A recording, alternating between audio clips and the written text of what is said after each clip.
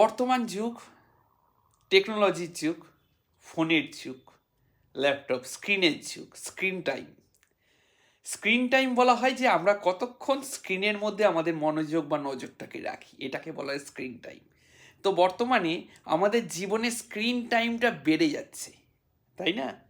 আমাদের অফলাইন কাজ খুব কমে যাচ্ছে, অনলাইন কাজ বেড়ে যাচ্ছে, মানে আমাদের সবসময় স্ক্রিনের ওপর নজরটা থাকছে, এটাকে বলা হয় স্ক্রিন টাইম। তো এই স্ক্রিন টাইম বাড়ছে বলে আমাদের চোখের ওপর কিন্তু প্রেশার বাড়ছে, তোমরা সকলেই জানো। তাই এই চোখের ওপর প্রেশারটা কমানোর উপায় কি? চোখের ওপর প্রেশার কমানোর উপায় হলো, যখনই সময় পাবে অন্ধকার জায়গায় থাকো। কেমন? যত বেশি তুমি আলো কমিয়ে দিয়ে অন্ধকারে থাকবে, তারপরে আবার তুমি স্ক্রিন টাইম দেবে স্ক্রিনে, তোমার কোনো অসুবিধা হবে না।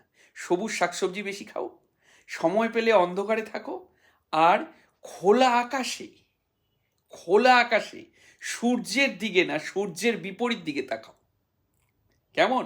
তোমার দৃষ্টিশক্তি সতেজ থাকবে চিরকাল। Happy life.